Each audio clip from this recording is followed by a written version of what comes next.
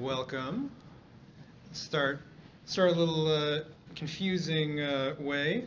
Uh, Tobacco, alcohol, exercise, and broccoli. Probably have no idea what I'm trying to get at. Uh, these are potential analogs for social media, right? What are the harms, and in general, what might government and civil society response be to them? So, tobacco, uh, here, be on the screen for everyone online. Sorry that you only saw half of my head for the first part of this. Is like tobacco basically a complete bad? Try to discourage it essentially entirely. Is it something more like alcohol, where we don't really know if there's any good amount, but most people are going to, consume, partake to some extent. There is a concept of binging, having too much. We probably regulate it differently for adults compared with kids. Is it something like exercise, where this is generally a good thing? You should have some of it. Probably improves your life to some extent, but you can certainly overdo it. Or is it like, I was trying to come up with what is as close to like a pure good as possible. And so, I even talked to doctors. It's like, how much broccoli would I have to eat to actually hurt me? Like, well, I don't know, it would be pretty hard. If you don't eat anything else, probably would. And so, social media is probably not broccoli, but at least I'll bring that up as kind of bookends. It might be a fun thing to keep in mind as we're doing this, although we're not going to really debate that particular topic tonight. Just want to start by kind of defining what we're doing here, define some terms. So we're here to try to understand how to reform and regulate social media to reduce or even reverse social media's politically polarizing impacts. We're not going to go overboard in defining what is and isn't social media, but we have a general sense of things that are quintessentially social media. Probably mostly be talking about the Twitter and Facebook and Instagram, TikTok of the world as we're thinking about the term. In terms of political polarization, we'll most clearly focus on something that's called affective polarization or partisan animosity, how we think and feel about those identifying the other political party or vote differently from us in general, that those have become increasingly negative, and there's a lot of research to back it up. And then there can be some more extreme forms, willingness to break democratic norms, willingness to condone political violence. But we're probably not going to actually do something known as, or focus on something known as issue polarization. So we're not trying to make a world of centrists necessarily, and we're more interested in how people feel about the other side and this kind of overestimation of difference and highly negative attitudes that may or may not be connected to actual differences. So do you want to say welcome if it's your first Braver Angels event in person or online? And this is the first hybrid event, so thanks to Anne Claire for making this possible, and many other volunteers here. So Lindsay is part of this committee. So giving some background, so Braver Angels is a national organization trying to reduce political polarization. Then there are about 90 alliances all around the country. So this is part of the DC Alliance, of which I'm a co-chair, along with Luke Phillips, who will probably be here later. And then in the DC Alliance, we have various committees. And so this is part of the Solutions Exchange. We are trying to discuss, think about, hopefully, someone could implement solutions to polarization at scale. And we've already had a couple of events. Is dialogue the right approach? What could the arts do about polarization? And we'll have a couple coming up in the next couple of months about what came out of the convention, which is happening in just right after July 4th, and also what electoral reforms could be effective. So feel free to come back. Stay tuned to our emails and our Brave Angels calendar, thanks to our videographer, Paul, right here.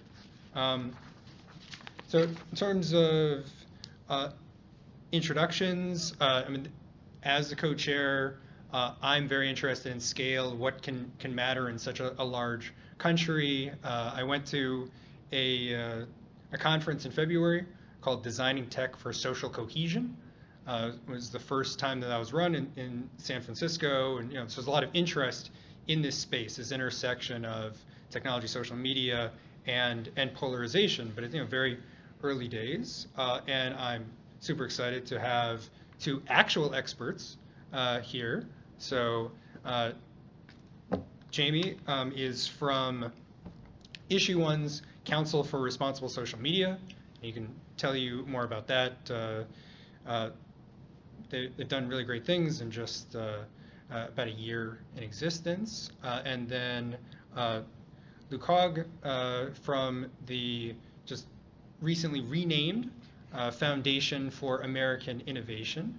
Used to be called the Lincoln Network, not to be confused with the Lincoln Project, for those really in the know. So before we get to the first question, like, what are we trying to do here? So kind of three main goals. Like, what is the main problem or the main problems from social media as it pertains to political polarization? What do we do about those main problems? And then, okay, if we have some solutions, well then, how could we get any of them implemented? So we'll talk for about 40 minutes and then open it up to questions. I think we'll ping pong back and forth, in person and online. Don't worry, those online, you'll get a chance to ask your questions. So really just start with the main problems of social media. So, let's start with Luke. What would you say the main problem or problems are? Oof, that's a very big question. I think as it pertains to political polarization. As it pertains to political polarization. So we're not going to be talking about market concentration, Elon Musk. Well, maybe tangentially. I guess to your earlier framing of, is this tobacco, is this alcohol, is this exercise, or is this broccoli? I would generally kind of frame social media as an exercise when it comes to kind of political discourse. So at the Foundation for American Innovation, we're very concerned with kind of the history of technology, protecting room for innovation, but doing so in a smart way that allows, takes risks and realities into account. So when it comes to polarization, I think, there's a lot to be said for the benefits of social media allowing public discourse, allowing political conversations to happen, and quite frankly, to allow campaigning to happen. I mean, we've now gotten to this point where Barack Obama very famously used Facebook to great effect, that arguably a lot of social scientists will tell them that that's the thing that won him the presidential election, was how he was able to mobilize the youth using Facebook specifically.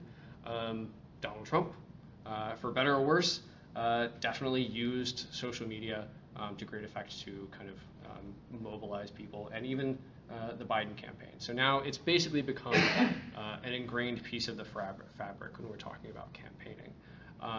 But from a broader sense of kind of polarization in society, it's a tough one. I think the biggest problem is that polarization has obviously gotten climbed to a fever pitch, and social media, the ways in which social media is used, the market mechanisms, the business models that it's using, have amplified that, and have amplified the problems of how we talk to each other and the ways in which we talk to each other. So for me, the fundamental issue, the heart of the problem here is that, so if we accept that social media has increased polarization, which I don't think that anyone here would disagree with, The fundamental issue is that we're dealing with this thing called the attention economy. The ways in which attention is being commodified and used to make money for companies, quite frankly. So fundamentally, when you're talking about polarization, you're dealing with a market incentive that these companies are facing to increase engagement. And what does that mean? So engagement is essentially keeping you on the website. How does Facebook make money? Facebook makes money by collecting your information, using that information to target you with content that you like. You know, we were talking about TikTok just briefly earlier. One of the reasons TikTok is so profitable so quickly is it's really good at keeping people on TikTok, and then it's really good at feeding them information. But and that in and of itself is not necessarily terrible. The problem, I think, comes when you realize that there's essentially two ways to increase engagement. One is to make people really happy. So this is why there's so much cat content. There's so many puppies floating around. There's lots of videos of people like cooking things because it floods you with endorphins. You feel really happy. The other way to increase engagement and make a lot of money is to make people really angry. And when you keep people online and you create a market incentive to make people angry, whether that be about politics, whether that be about religion, you know, what have you, whatever the issue, I think that is the fundamental issue that we're talking about here. So, Jamie, the same question to you. Yeah, I think, first of all, thank you to Braver Angels for having me. I appreciate you guys putting on this panel. I think Luke hit the nail on the head when he spoke about the business model, what he called the attention economy, others have called surveillance capitalism. The idea being that the platforms know the emotions that keep you on the platform longest, and you know, Luke mentioned happiness and anger. I think they've tilted, and we can see very clearly they've tilted much more towards anger, vanity, anxiety, fear. These are the emotions that they know keep you hooked the longest, and so they will direct you content that plays into those emotions. We know, thanks to research that has been released from inside the companies, that they amplify a downvote or an angry face on Facebook at 5 times the rate that they amplify an upvote or a smiley face, because they have been very clear that those are the emotions that will keep you there the longest and therefore maximize their ad dollars. And also, to pick up on what Luke said, I want to be clear about how big the advertisement industry is for Facebook. So in the fourth quarter of 2022, Meta, which owns Facebook and also Instagram, their advertising industry accounted for 97% of their overall revenue, which was $23 billion in one quarter, by the way. So they're making plenty of money, and 97% of it comes from advertising. This is their business. Everything else is a sideshow. And in order to continue to propel that business, they have to feed the beast, which means more content that keeps you angry and keeps you there longer. They tried to change this at one point. We also know, again, from leaked internal documents that around 2018, people on the integrity team within Facebook went to the higher-ups and said, we're starting to see that this is creating real problems politically. And they suggested some changes that could be made to the algorithm, which maybe we'll talk about later in this event. And it went all the way to Mark Zuckerberg, and he said, no, this will hurt user engagement. We can't do that. So it's a business model. And to answer your original question, I think that's why we at the Council for Responsible Social Media, which is a bipartisan council of more than 60 members, religious leaders, national security leaders, technologists, that Issue One, which is a democracy reform organization here in DC, is pulled together. We at the council say that essentially social media companies are the modern day tobacco companies. They've designed an addictive product, they marketed it to children, they suppressed internal research showing how addictive their product was, they funded external research showing the opposite. That isn't to say that social media doesn't have any benefits. Certainly, as Luke mentioned, it can be important for social mobilization, important for identity formation, as we were talking about before this call started, important for expressing your identity. But in terms of how it's designed, these are the modern day tobacco, opioid, cigarette companies. Oh, thank you. And Okay, well, we'll see if my view changes, because now I'm sort of in the middle, because I believe it's more like alcohol. So Ooh. we'll see. Oh, okay. Really, three All this- perspectives. When you say alcohol, do you mean liquor or beer? I mean, like, we're like, I'm kidding. Well, if it's in the middle, maybe it's wine. I don't know. So, okay, quite remarkable agreement in terms of the main problem. This is a solutions exchange, not the problem exchange. So, right, we could tease out the problem indefinitely, but I guess we'll jump to solutions.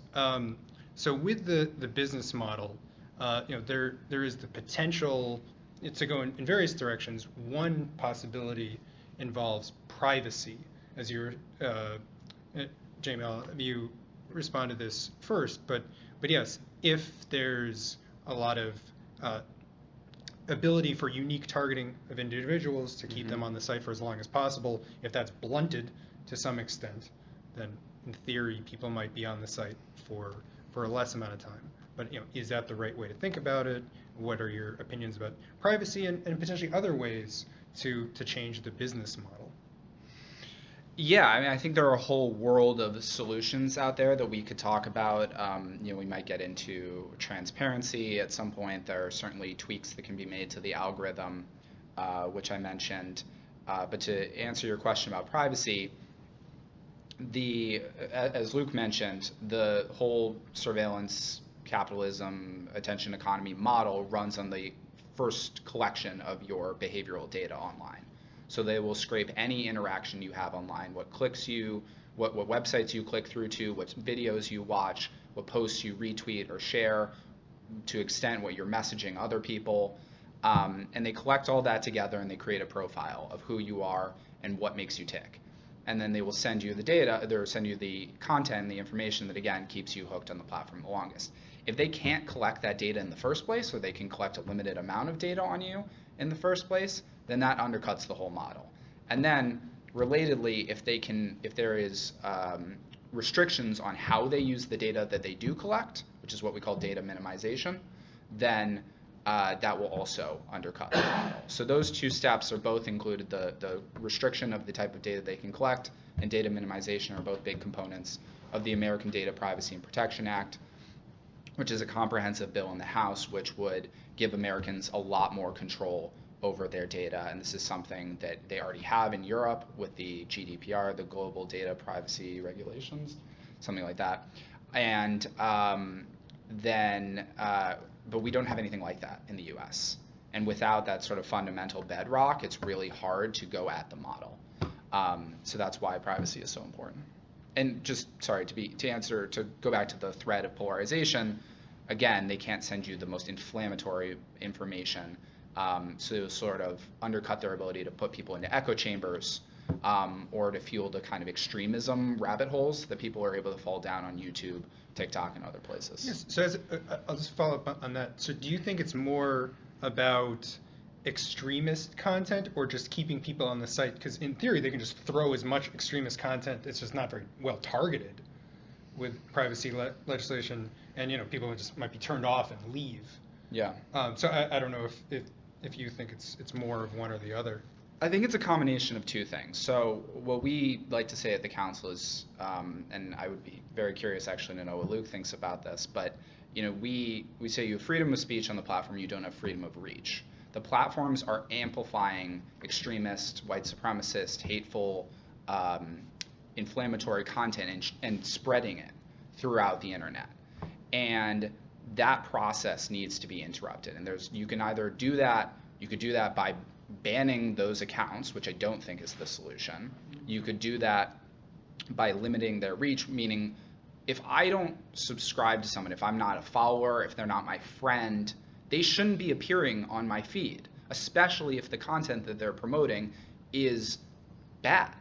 And the problem is right now the algorithm is geared in such a way to take content that you never asked for in the first place and send it to you to keep you there longer. People have all probably seen on Facebook, Instagram, other places that over the last 10 years you shifted from a timeline where it was your friends and your family and pictures of their kids, and now you've gotten content from news sites, BuzzFeed articles, all of these like viral content generated videos that you didn't ask for and you didn't subscribe to. And that is when you get into politics, when you get into religion, you get into some of the other things Luke mentioned, that's what fuels polarization. So you either have to reduce the reach or change the underlying algorithm or the feed. Yeah. If I can kind of jump in on that, this idea of freedom of speech versus freedom of reach. So first, I would 100% agree with you. If Twitter would bring back my non-curated timeline, I'd be very happy. Yep. I think everyone would agree that Instagram was better back when it was an uncurated timeline. But I don't. I got to be careful here. So I generally appreciate and would comply or not agree with this idea of freedom of speech is different from freedom of reach. But I think you have to bifurcate it, because there's one system where social media platforms are boosting content, right? They're taking extremist content and flooding the zone and making you see it. And certainly, in that sense, freedom of speech does not equal freedom of reach. That you don't have a right to just do whatever you want with the content. But you also got to think of the other side of that equation, which is downgrading content and kind of, they call it shadow banning, but it's not really shadow banning, nerfing content. So especially if something's a public forum, if content is technically available, if it technically exists, but it isn't actually seeable by anyone, then does the speech really exist? I think a good example would be from a technical standpoint, the websites. So there are ways in which websites can be delisted from Google, right? So the website still exists. If you were to type in, insert website here, and you typed it into your browser, you could technically go to it, but you can't Google it. You can't find it. It's really hard to find. I think when we're talking about the issues of freedom of speech, that question does come in there. That if content is being taken down, legal speech that perhaps you dislike, kind of where do we draw the line? Who gets to be the arbiter of that decision? I guess kind of going back to the question of privacy. You brought up the American Data Privacy and Protection Act. This is a proposed comprehensive bill that the Energy and Commerce Committee has been talking about for some time. A decade. A decade. They've been talking about it for forever. So, I'm generally sympathetic. I am a very privacy-preserving person. I use privacy-preserving applications. I like privacy. However, kind of the way that I view, and this is perhaps slightly different from your perspective on some of these things, is I view the issue of privacy in social media and legislation and regulation really as kind of a trade-off. So when it comes to privacy, people choose.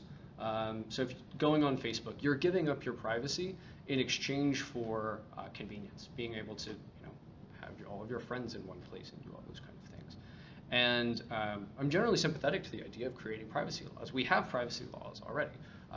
We have privacy laws that deal with healthcare information. We have privacy laws for how children's data should be dealt with online.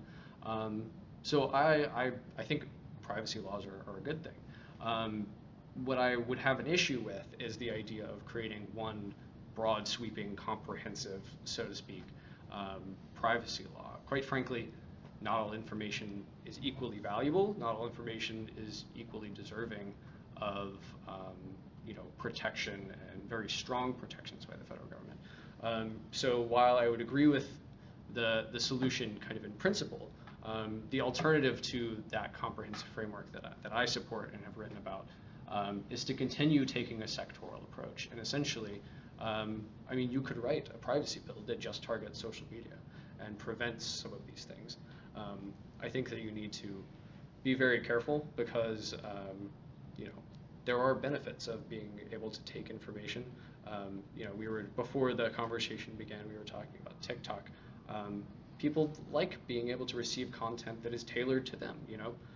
There is also a world in which if platforms are not allowed to collect any information and target any content, then they become completely useless and we lose all the benefits that we have. If you can't target any information, then everything becomes just a total blast of information. And then what's the point of social media in the first place? So that's all just to say that I think that when you're talking about these big, broad, sweeping regulations, you've got to be very careful to not kind of tilt too far in favor of regulation for the sake of kind of dealing with one problem, such as polarization. These are all trade-offs that we're dealing with. Yeah. But in general, there's agreement. I mean, there's a question about, is it broad or is it sectoral? But it's still, the mechanisms are similar, and the belief that there should be more than what is currently in place. So I think, in terms of polarization and braver angels, right? Okay, there might be some who want to go beyond social media, or some that stay there, just social media, but still, this is a potentially good direction to go in. Luke, I'll stick with you. I'm interested in, well, you already talked about having a chronological feed. I want to know if you think there are other design or algorithm changes that would be useful, and also what are the kind of initial steps that would be needed to get there? More research that's needed to know what would be best, or any of those initial steps. Sure. I think if there's any people that are here tonight that work for some of these companies, like, I would encourage you to build algorithms for good. Right? There's Google is very famous for having the motto that they say, "Don't be evil." I'm of the opinion that can't be evil is better than don't be evil. But so you can build some of these things into your system, but you have to be intentional about it. That's on the kind of technology side of things. That's on the companies. The onus is on them. What do we do about the algorithms? It's a very big question. I think that there's a lot of things that you can do around the system that don't necessarily, the algorithm may not necessarily be the problem. The algorithm is just kind of a black box. It's a way to sort and filter information and then retrieve it and send it to where it's going. And so I think that there's a lot of things that can be done without actually having to touch the algorithm at all. So I think I would disagree with kind of this idea of algorithm transparency, which is this idea that companies should come to the government and basically let them review, or researchers, let them review the algorithm and kind of give them the thumbs up or the thumbs down, or say tweak this or that and the other. I think that gives the government a good deal of power. When you're talking about market failures, I'm in favor of kind of more market solutions than governmental solutions. So one thing that I think when we're talking about this question, we're still talking about social media, for sure, but you kind of have to zoom out and think about the rest of the tech ecosystem, and kind of try and come up with creative ways to address these problems. So one example, talking about privacy, talking about ads tracking, and companies taking information from people, stealing information, is Apple. So I don't know how many of you have iPhones in here.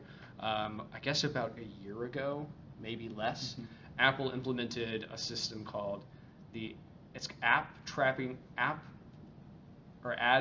transparency. It's called the ATT. So at some point in the last year, if you have an Apple iPhone, all of a sudden it started asking you whether or not you wanted your information to be taken through at different applications. As it turns out, something like 90% of Apple users immediately started not letting information get taken. So when you're thinking about social media, and Facebook was furious about this, still is furious about this, Meta. They're still fighting tooth and nail to kind of get these systems taken down.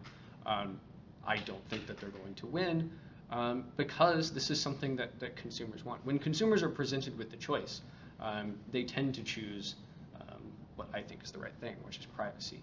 But the only way that works is because Apple has control over its own hardware ecosystem, right?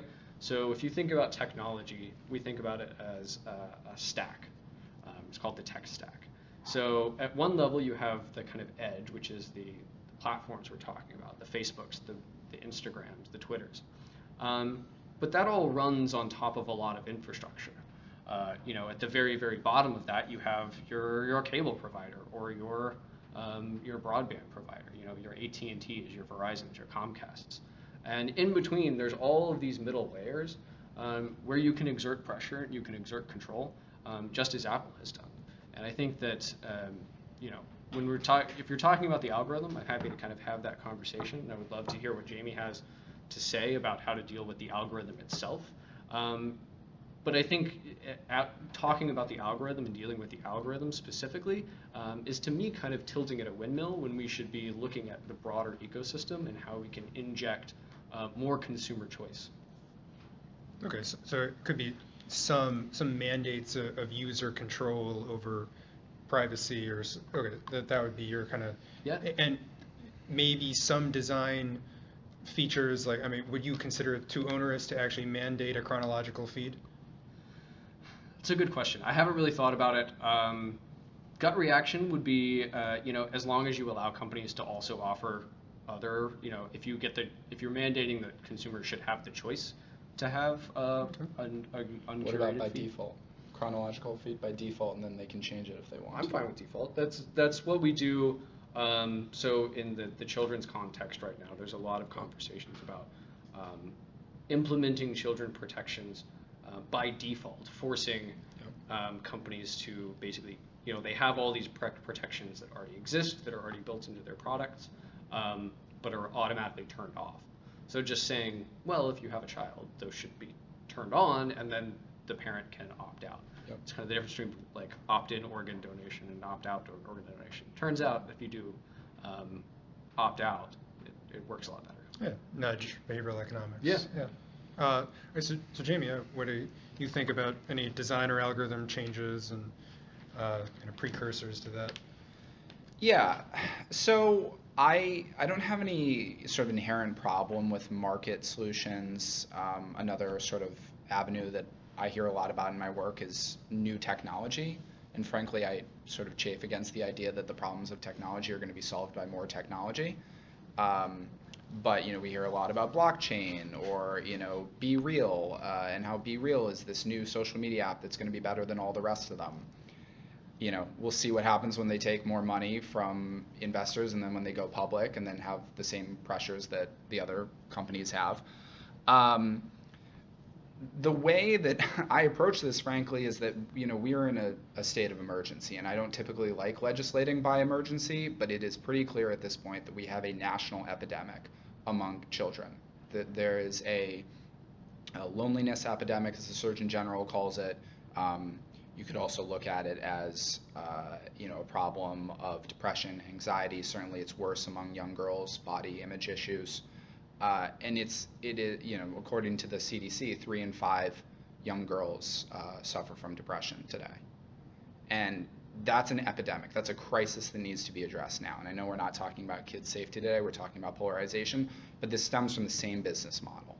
And I don't want to wait around and hope that companies like Apple are going to do the right thing. Apple did do the right thing with their privacy framework. And they've seen the competitive advantage that it brings. Hopefully others will follow suit. But we can't wait any longer and trust that these companies are going to do the right thing, because 99 times out of 100, they will not.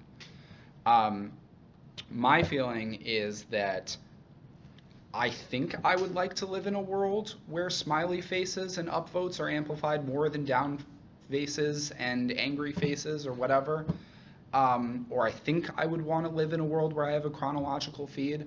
But to be completely honest, we just don't know what happens when we pull one lever and see what happens on the other side. And that's because we have so little visibility into these companies. This is what Luke called the black box. You've heard me already mention this twice already. The only real information we have about how these companies work have come from whistleblowers who risk their own life and their career to leave the companies and take information with them that then showed that these companies know exactly what they're doing. Frances Haugen, who's a member of the Council for Responsible Social Media, her research showed that Instagram knows that it has created, in their own words, a perfect storm of anxiety and depression among teen girls. It has done nothing to address it. So what we need is more transparency. And Luke said that transparency means that the platforms would have to come hand in hand to policymakers or to researchers, and then would have to do something. There isn't actually a do something at the end. A bill that the council supports is called the Platform Accountability and Transparency Act, which is a bipartisan bill in the Senate from Senators Coons, Cassidy, others. And it's very simple. All it says is that the National Science Foundation will create a framework where vetted researchers from nonprofits, universities, will come to the NSF and say, I want to research this thing within the platform. So let's say I want to research what happens when you amplify a smiley face more than an angry face. And then the NSF will work with the platforms to get the data necessary for the researcher to conduct their project. They'll do it, and that's it. And it sounds simple because it is, but the ramifications of us being able to do all of those experiments and see what happens when we pull certain levers is huge for policymakers to find the right decisions. Now, I did say that we are in an emergency, and I don't want to sit around necessarily and wait for Stanford to conduct 10 years of research. I think we know right away that we need certain protections for kids. We need certain privacy protections. We need certain changes to address national security. We know some of the solutions already. But if you're asking me what specifically about the algorithm needs to be changed, I think we need more information before I can answer that. Or any design changes you'd be comfortable? Yeah, so Luke mentioned it. I think the framework that we take with the council is safety by design, safety by default. That you hear a lot about the fact that parents need to be fixing these problems, or educators need. We have a teacher here that educators need to be fixing these problems. Our feeling is that the platforms design the big tech companies design these platforms to be addictive. And so the onus should be on them to fix it at the very start. You can talk about media literacy, all the other surrounding solutions. I think those are important. But you have to enable the strongest privacy settings, safety settings, transparency settings by default. And then if people want to change them, go for it. Okay, but I mean, something like chronological feed, or something like no endless scrolling, or are you? Okay, so yeah. Yeah. Okay. Yeah. So okay, so what not? If I can, I do have a question on the algorithmic front. So one of the revelations from the Haugen papers was also that Facebook doesn't even know how its algorithm works. They admit this. How does that kind of fit into the way that you're thinking about these things? Because this is something that I grapple with. Is that's horrifying. The idea that yes. Even so, having researchers come in and do wonderful things, or having a government agency come in and kind of vet the algorithm itself.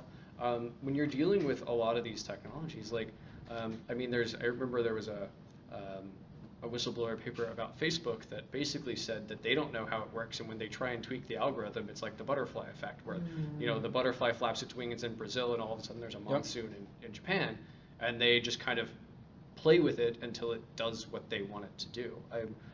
How do we get at the algorithmic problem if we don't even understand how kind of the algorithms work, which is kind of why I think moving around, moving up and down the tech stack is a more effective solution. I think ultimately what the problem that we're dealing with is that, I'm going to go very broad for a second here. The problem that we're dealing with is that social media is now a fundamental pillar of our politics. It's a fundamental pillar of our social lives. It's a fundamental pillar of our communications. And it's run by private companies. And to Luke's point, the algorithm might be 1,000 algorithms, by the way. It's a lot of different mechanisms. But they, to an extent, don't know what's in it. I referenced the sort of 2018 event where they sort of came to Mark Zuckerberg and others high up at the company and said, we need to make some changes here.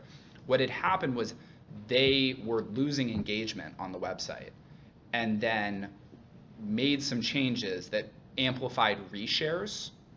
So reshares on Facebook would suddenly had a huge boost, and they learned pretty quickly that did improve engagement, but it also fueled polarization, hate speech, a lot of other terrible things, bullying, a lot of other things that most people would not want on their timeline. And that was an example where that was an unintended consequence. They didn't mean to do that, and I'm sure most people who worked at Facebook did not want to do that. But then they presented some different options to Mark Zuckerberg, and he said no thank you, because user engagement was the most important thing to him. That's where we need oversight. If we had the visibility to know that those experiments had been run, what the outcomes were, and then the decision that Mark Zuckerberg made, then you can go to Congress and say, are you okay with this? You can go to the FTC and say, are you okay with this? You can go to the public and users and say, are you okay with this? But right now, all of this is happening behind closed doors, and it's happening with a company that only cares about money. But, well, so I do want to turn to the audience for questions, but if there were transparency legislation, Yeah. how, I mean, I can understand, right? I mean, typically we think about it, how it could affect algorithms, but in terms of design, you need an experiment that has to be run. And if there was transparency legislation, wouldn't a company just say, I'm not going to run any experiments because you're going to see what my results are? Well, you could just get the piece of code that you need and then test it on your Oh, own. okay, so you get the algorithm to be able to test design changes. If that design change were implemented with a couple different groups, then maybe what the impacts of that would be. Yeah, I should say with caveats. So like certainly there's abilities within PATA and other bills for companies to say this is a protected trade secret. We can't give this over. There's safeguards built into the bill so that the data the platforms give over can only be accessed by the researcher and their team, not by the government. There's a lot of, I'm making it sound maybe a little more simple than it is. But I should be clear that not everything will just be leaked immediately to the public, but it will fuel our ability to see what works and what doesn't. And I would just say, since we are focused on solutions, I think that's one thing that, with some caveats, with a few changes that I might, so we can quibble over. I think the PATA model, allowing researchers, there was a very, very famous incident not that long ago where researchers were using third parties to research engagement, I think even polarization on Facebook. And Facebook shut them down. Yep. Facebook just said, nope, not anymore. I'm a big fan of a thing called adversarial interoperability. It means if you can, then you should be able to kind of play around with platforms and see how they work. And so, I would generally be supportive of this kind of move to allow people. This is Facebook thinks that your profile and your data is theirs, and there are court cases that back this up. I think that model is fundamentally wrong, and if I have my account, that I should be able to do with it what I want, including giving access to third-party researchers to figure out what's going on. So I would generally be supportive of this kind of model going forward, with caveats, but we can quibble over those. All right, so yeah, we hear a lot of agreement on various things, right? I mean, going from attention economy to privacy, some differences over whether it's a sectoral approach, potential for user controls and design changes and transparency for researchers to some extent, again, with little differences here and there, but a lot of broad outlines that are pretty similar in terms of how to make some progress on this, which I think is really good. So now open it up. We'll go back and forth. So one from the audience here, one from online. Okay, Dolphin? Yeah. I guess I have a bit of an insider's perspective on this because I actually work in advertising and I do statistics, data science, and machine learning. And I just wanted to say when you guys are talking about algorithms is, the way these algorithms are developed is completely by user inputs. So if, for example, these algorithms, they're usually deep learning models, and the black box, technically speaking, the black box is where it kind of recombines the data, and the developers don't know what the output is going to be. It's like just the computer determines how to recombine that data, and then we don't know what it is. But as long as it keeps working, we just let it do it. And that's not something that's just common to advertising, like hedge funds do it too. It's something that you learn in machine learning.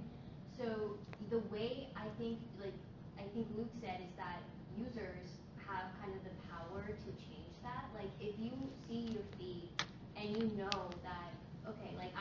recognize that this post or this video or article is trying to manipulate me, or it's obviously very biased and it's vitriolic, then you can choose not to engage, right? And if you do that consistently enough, it does affect the recommender system that's, determining what to show you in your feed. And in my opinion, that is the simplest way to at least get, that moving of depolarization. Is if you don't engage with those kinds of things, it won't show them to you. I mean, I personally tested on my own accounts, and I know it works. And then the other thing is, as far as the design goes in algorithms, they're constantly trained not just on developer assumptions, but also on assumptions the machine learning models make later. So they're just those models are getting retrained on biased data based off of what we do on the accounts. So it creates this, polarizing feedback loop, if you want to see it as that. So that's why I think one of the simplest solutions is to just not engage in things that you, as you can see, it's trying to manipulate you. And then the other thought I had that isn't related to algorithms, but more so on just how to regulate social media. I'm sure you guys have all seen on social media where they started putting under posts that this is misinformation, or start fact checking things.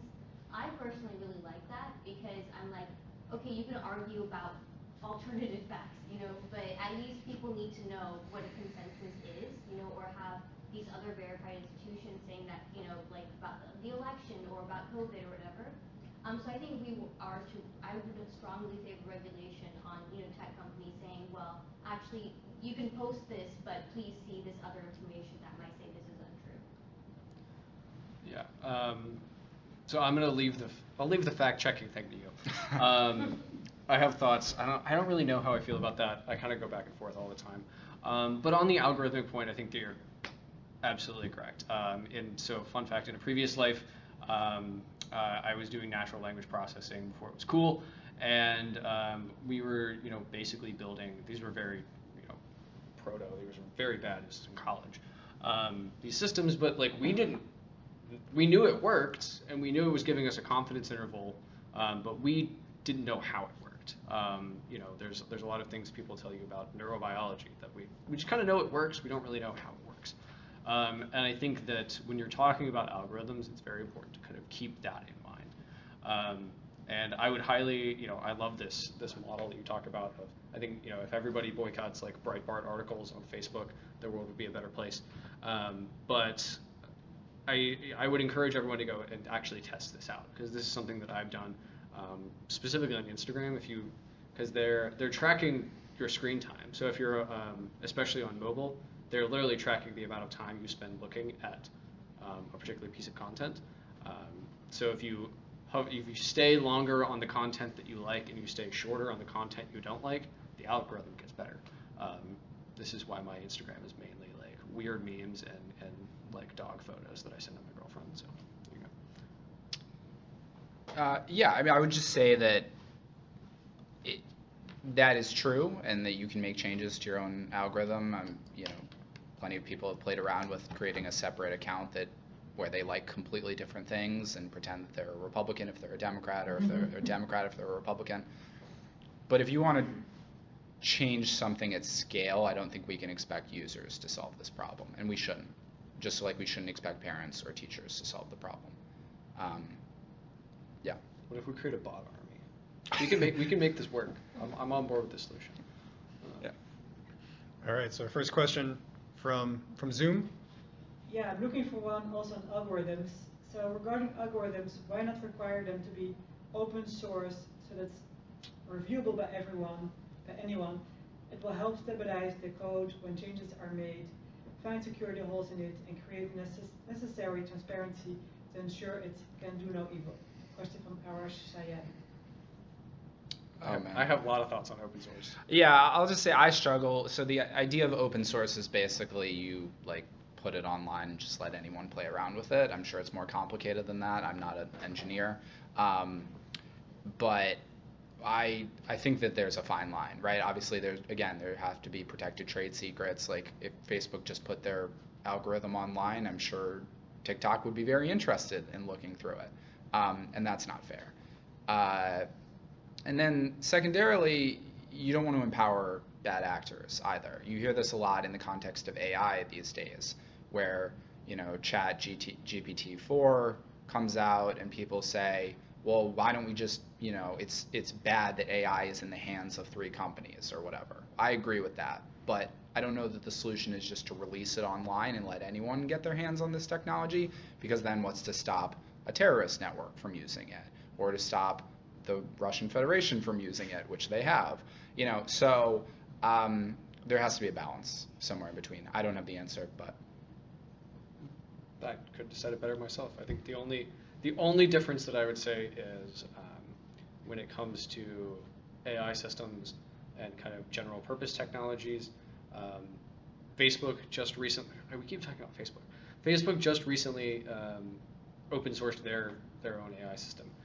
That might be because it's not as good as some other AI systems, but we'll leave that alone. I'm generally in favor of just kind of open source it, in terms of you bring up the terrorist example. There's also nothing to stop terrorists from just buying a ChatGPT license. And I think the problems of market capture when you're talking about whether it be when you're talking specifically about AI, which is entirely different. I'll stop that tangent here because we can talk about AI all day. Yeah, but it's bad when anything is controlled by 3 companies. I think that's what we're saying. Yes. Probably a future solutions exchange discussion about AI. Yes, sir. I'll just catch up on what you just said. I disagree with you in a point that you mentioned that education isn't necessarily the solution. And I think that maybe we're trying to solve a long-term problem very tactically and in a very short period of time. And social media here is to stay forever. It's going to evolve and evolve. That's true. So part of the solution might be in schools and teaching children how to deal with social media, because it's exactly like the example we were talking. Is it alcohol? Is it cigarettes? I mean, the child is taught from early age that alcohol maybe is not good for you for this age. So looking at certain solutions or restriction or educating children in that area would help on the long term. Now, on the other side, we saw, for instance, in the Middle East, how changing the curriculums and opening up society from a very conservative society to a much more liberal, that affected in a big way and positive on social media presence. I mean, now we can say that terrorists do not exist on social media, while 5 years ago, 6 years ago, I mean, I studied this intensively on terrorism existence and the way they recruited people in the Middle East throughout the last 20 years. This actually now faded, and we don't even see any indications that they exist. I mean, they exist here and there, but I mean, it's not a movement. So education is part of the solution, not only, because the problem is not only the companies. The companies are greedy. This is a capitalist system. Anything that brings money is going to be used. So maybe looking at the issue from maybe a different part. So the companies are not necessarily the enemy. Maybe the polarization is part of the society is polarized. The education needs to be to play a role. So that's just an idea I thought that came up from this discussion. I would certainly agree with that 100%. I think the cat's out of the bag, genie's out of the bottle. The only way that you solve this problem is by working with the companies, or at least not trying to destroy the companies necessarily. Not to say that that's what anyone's trying to do here. But when it comes to education, 100%. I think media literacy is a big deal. My grandmother is from, she was born and raised in the Depression, and she has the unfortunate characteristic that she just believes everything she reads, everything. Because she's from rural West Texas, the things that you got were generally true when she was growing up. Now she's being inundated with emails of all sorts of false information. She continually asks me if she should buy Bitcoin. It's a whole thing. So in that sense, I think media literacy is a really important component of this. The state of Florida, just this last session, passed a law that requires I think it's only public schools, but requires schools to do public literacy education. I don't know all the details. I think that's a great idea. You know, let's start teaching children from a young age how to parse through information, because the one thing that we didn't really discuss here is misinformation, disinformation, and because we've kind of been talking about the companies and the algorithms, but there's third parties that are using the platforms, weaponizing the platforms, and how do you parse through that information as a user? I had a question regarding that. Do you think those bad actors are here because of Section 203? Like in Europe, the GDPR provides some protection. Here we've got Section 230, and which provides immunity to bad actors, including the platforms. So it was inevitable that 230 was going to come up at some point. I thought we were going to get out of it. It's like, No. Next thing you know, they're going to bring up net neutrality. That was a weird inside tech joke. I don't know. I have a lot of thoughts about Section 230. I think it's important to always remember that Section 230 immunizes you from civil litigation. It does not immunize you from criminal liability. Like engaging in terrorist action on behalf of a nation state is still illegal. Like that's why we shut down a lot of bot farms. On the 230 question, that's a whole big rabbit hole. If you're sticking around, I'm happy to kind of. Okay. I don't want to go on a long tangent about 230.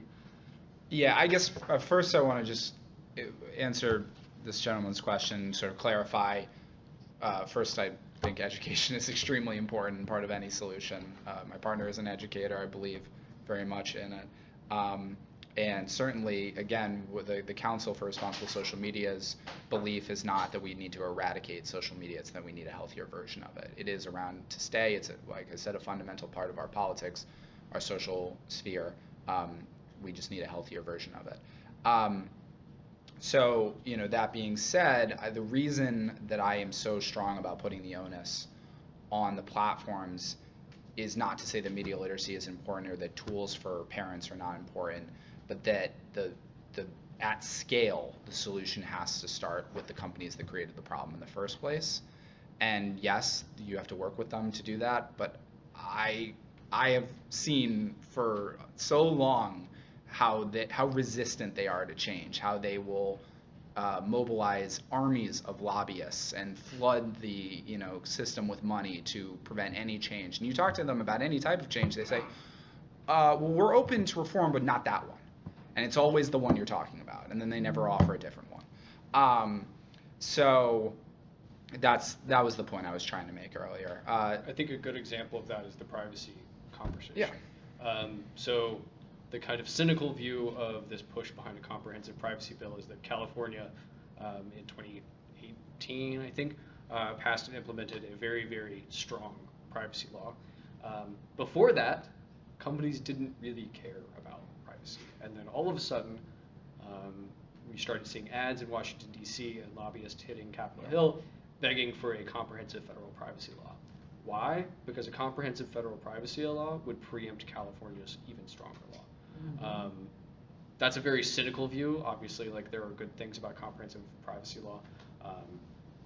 There's caveats to that framework, but I think it's a great example of the companies say that they want one thing a lot of the time, as a distraction to get away from something else.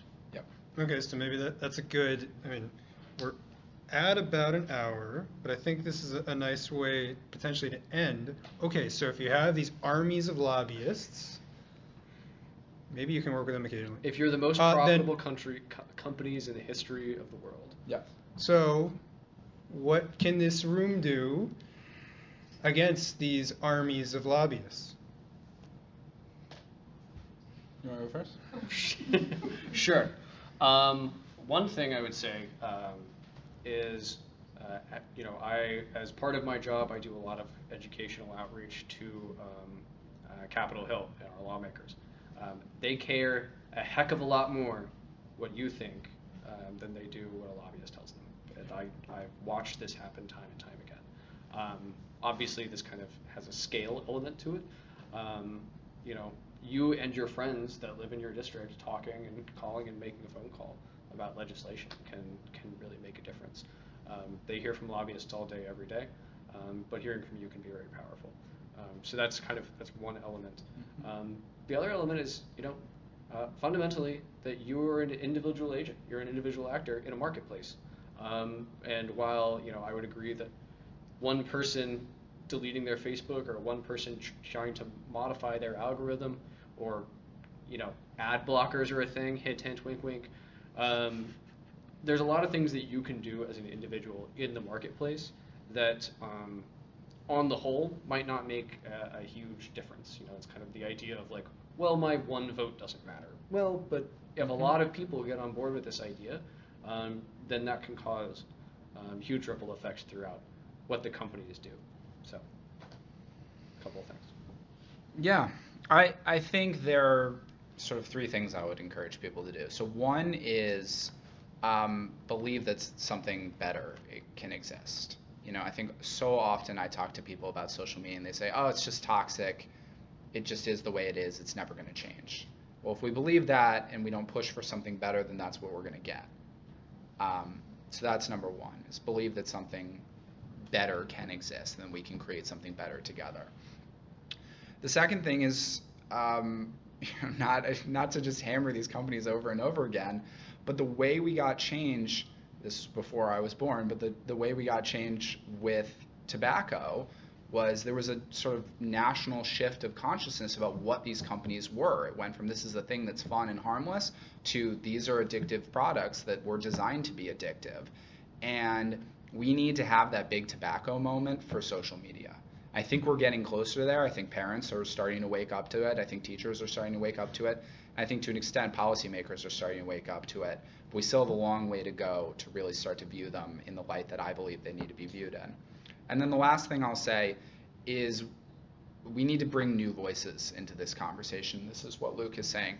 They've heard from people like Luke and I, lobbyists who go up to DC, or think tank experts. They've heard from researchers at NYU, Stanford, and Harvard. What they need to hear from is parents, moms, dads. They need to hear from teachers. They need to hear from religious leaders who have seen their communities torn apart by social media. They need to hear from local, leaders of, Braver Angels chapters.